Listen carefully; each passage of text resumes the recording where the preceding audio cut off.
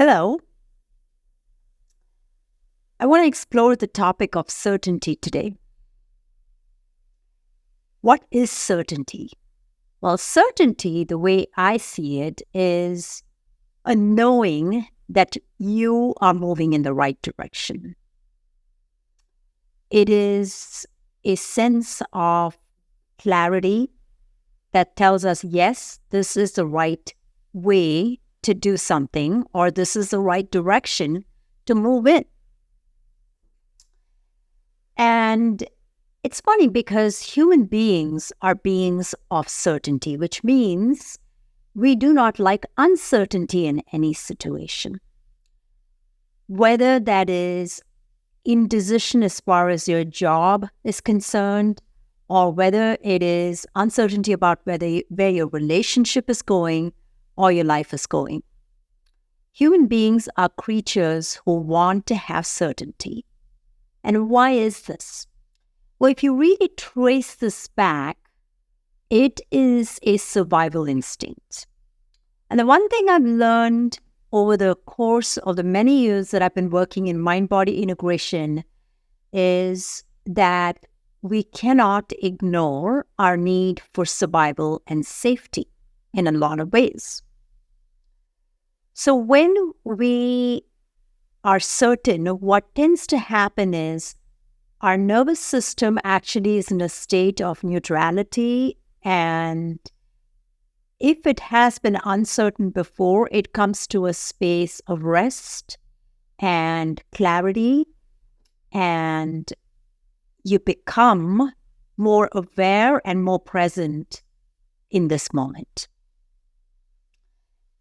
Anytime you are not certain, you are functioning either in a future projection or in a past memory. A future projection is essentially about a past fear repeating itself. So if you find yourself or catch yourself in the future, wondering what might happen 10 days, 15 days from now, 1 year from now, that is you taking some sort of a past experience and putting it out there in the future and you seeking certainty. If your mind is sitting in the past, dwelling over what happened in a previous relationship, previous job, then that's also you having a lack of certainty in your life because of something that happened in the past. So the only way to be certain is to bring your mind into this present moment and anchor yourself in this present moment. In the many years of work that I did in yoga therapy, this is one of the things that we talked about extensively, which is bring your mind into the present moment. And certainty only exists in the present moment. Clarity only exists in the present moment. And therefore, when we are certain and when we are clear, we are able to bring our mind, heart into this present moment, which means the past and the future become irrelevant, and this time-space reality becomes our relevant choice. So how do you get certain in any moment? How do you get certain about your past experience, which is undigested, or a future projection that you have fear over? Well, if you are projecting in the future, that means there is something in the past that is actually projecting itself in the future. So you want to really dig deep inside and go into where you're feeling uncertain. Now, I've heard a lot of people say, I can't meditate because I feel very distracted by my thoughts when I meditate. Well, meditation can be a way to bring your mind in the present moment.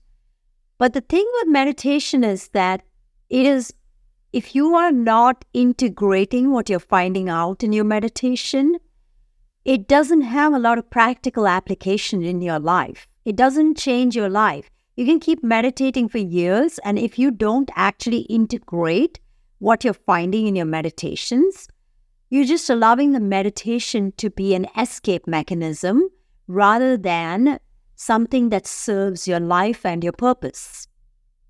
So what you want to do is, of course, you want to get into meditation, but notice where your mind takes you in meditation. Now, a lot of teachers will tell you, don't go drown yourself in those thoughts and emotions. But if they're already there, you really can't deny them, can you? So what I'm going to tell you instead to do is to, in fact, get into a space where you can get present to the thoughts and emotions that are coming up and observe them. And observation doesn't mean that you're completely detached from it. Observation means you're noticing it.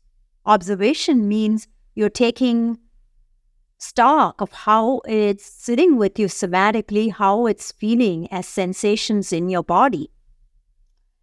And when you take note of that, you can then continue to meditate on it and allow it to either move through or hang out with you.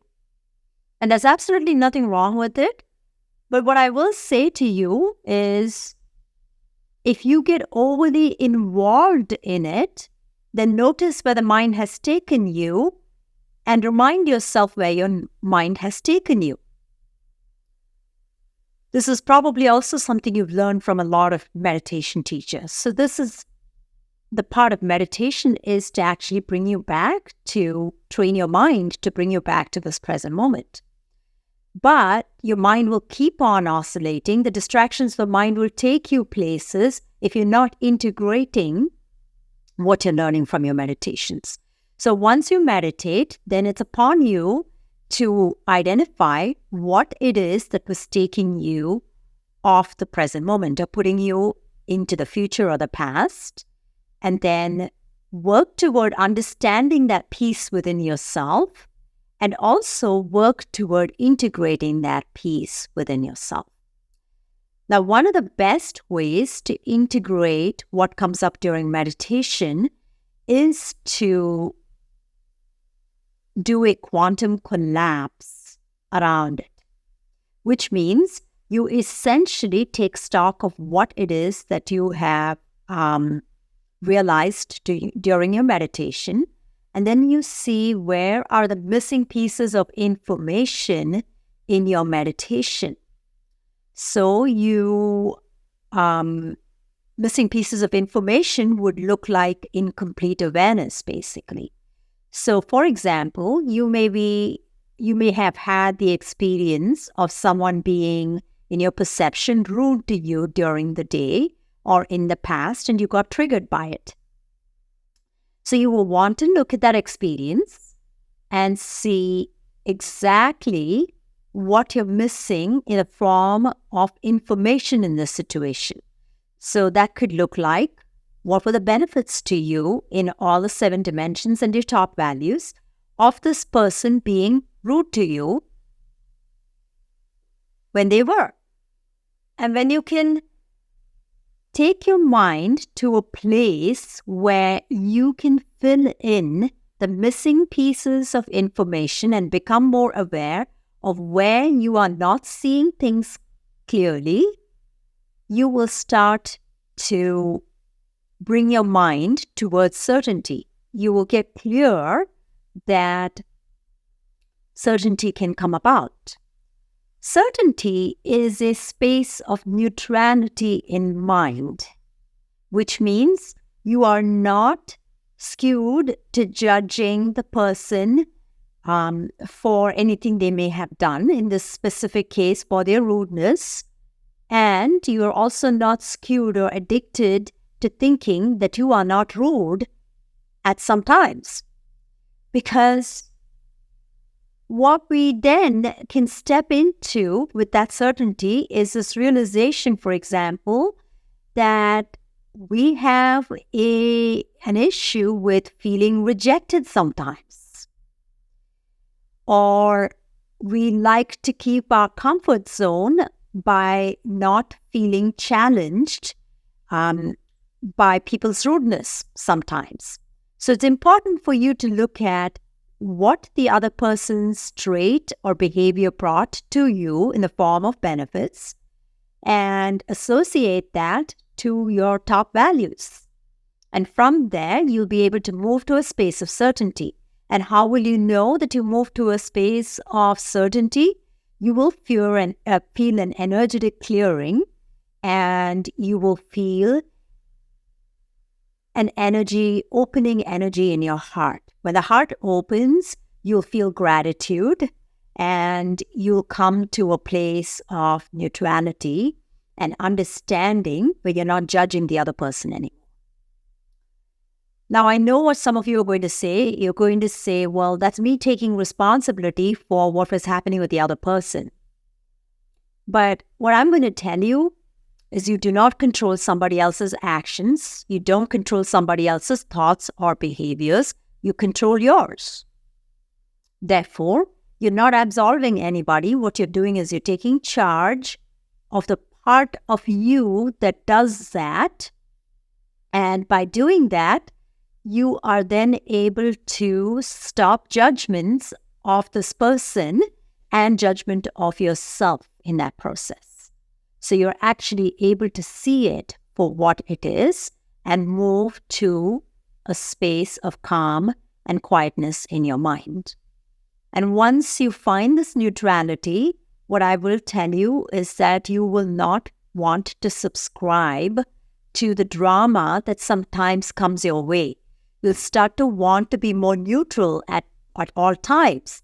And when you want to be neutral, you'll see that your life starts to change from being hyper or hypo-vigilant about everybody to becoming accepting of what is happening in each moment in your life and embracing whatever is happening as an avenue for change in your life.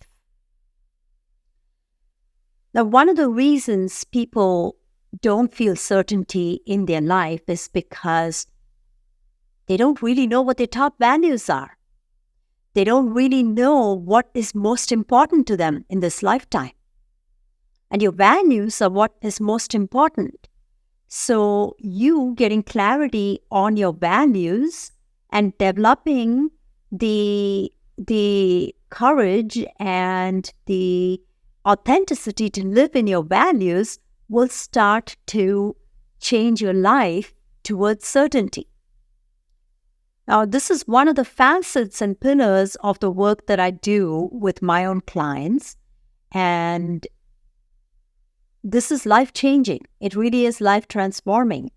So what I would encourage you to do is to start by taking the free assessment that I offer and look at how you score and see which part of your life. Is it generally in your life, the direction of your life? Is it in love or is it in leadership that you are experiencing the maximum uncertainty? And as you're experiencing this uncertainty, how is it impacting your life? And take that journey to really committing to yourself and changing the trajectory of your future and your success. Have a good day.